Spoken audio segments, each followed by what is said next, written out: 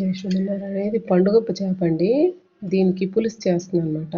అంటే చింతపండు పుల్ల పిండి వేసింది కాకుండా రుబ్బిసి చేస్తాను చింతపండు. చూడండి, ఇదిగోండి 2 ఉల్లిపాయలు కోసుకున్నాను, కొంచెం చింతపండు తీసుకున్నాను, ఒక సగం వెల్లుల్లిపాయని, కొంచెం అల్లం ముక్క, ఇవి తీసుకొని మిక్సీ చేస్తున్నాను. మిక్సీలోని వంకాయలు కూడా వేస్తానండి చేపల పులుసులోని. మిక్సీలో ఇవన్నీ వేసుకొని కొంచెం ధనియాలు జీలకర్ర వేసుకుంటున్నాను.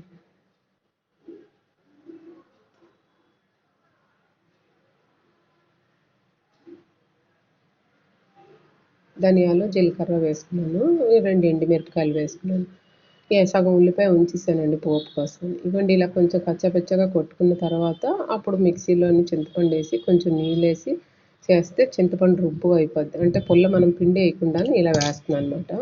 మస్టర్డ్ ఆయిల్ వేస్తున్నానండి. మస్టర్డ్ ఆయిల్ నేను మస్టర్డ్ ఆయిల్లోనే వండుతాను ఎప్పుడూని.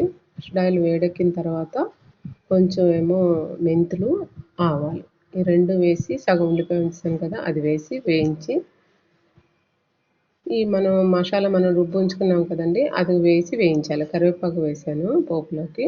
ఈ మసాలా వేస్తున్నాను చూడండి. మసాలా వేసి మీకు ఎంత మసాలా కావాలన్నది చూసుకొని వేసుకోండి. ఒకవేళ రుబ్బింది మనకి కొంచెం ఎక్కువైంది అనుకోండి, ఉంచొచ్చు, మరి వేరే కూరలకు వాడుకోవచ్చు. అందులోని కోసిపెట్టి వంకాయల్ని చుట్టెంపులు లాగా గీతలు పెట్టుకొని ఘాట్లు పెట్టుకొని చూసుకొని వేసుకోవాలి. లేత వంకాయలు కాబట్టి ఉరిగిపోతాయి. 3 పచ్చిమిరపకాయలు కూడా వేసానండి. ఇందులో మీ రుచికి తగ్గట్టు ఉప్పు, పసుపు, కారం ఇవి వేసుకోండి. నేను 2.5 చెంచాల దాకా వేసాను. తర్వాత మామూలు కారం ఒక 2 చెంచాలు వేసాను. మామూలు కారం 2 చెంచాలు వేసి 1 చెంచా ఏమో కాశ్మీరీ లాల్ మిర్చి వేసాను అనమాట. కొంచెం కలర్ బాగుంటుంది అనేసి వేసి కొంచెం మగ్గనివ్వాలండి వంకాయలు మగ్గిన తర్వాత అప్పుడు చేపలు వేసుకుంటాం. పసుపు కూడా వేసుకుని చిన్నగా కొంచెం మూత పెట్టుకున్నాం అనుకోండి, కొంచెం మగ్గుతుంది. కొంచెం పుల్ల ఉన్నా సరే వంకాయ మగ్గిపోద్దండి, పర్వాలేదు.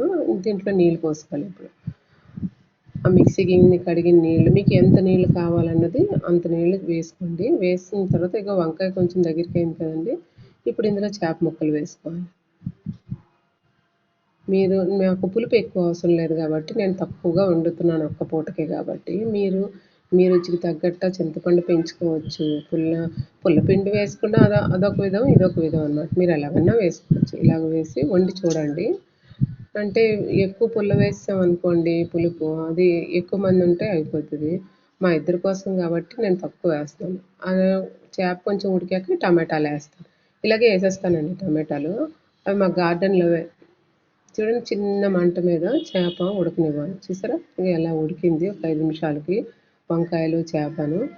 ఇప్పుడు ఈ టమాటాలు ఇంకొక 2 నిమిషాలు దించేస్తాం కదండి. ఇప్పుడు ఈ టమాటాలు ఇలాగే వేసేసుకోవాలి. నేను ఇలాగే వేస్తానండి. మీకు నచ్చదు అంటే కోసి కూడా వేసుకోండి. చిన్న టమాటాలు కదా, ఉడుకుతాయి, బాగుంటాయి చూడటానికి అనేసి వేసానమాట. ఇవి చూడండి, ఒక 5 నిమిషాలకి ఎంత చక్కగా మగ్గిపోయిందో. తన చేప కూడా మగ్గిపోయింది. నా వీడియో మీకు నచ్చినట్టయితే లైక్ చేయండి, షేర్ చేయండి, సబ్స్క్రైబ్ చేసుకోండి. తప్పకుండా కామెంట్ చేయండి మీరు వండి ఎలా ఉంది అన్నది. దించేసేటప్పుడు కరివేపాకు, కొత్తిమీర వేసుకోండి. Thank you.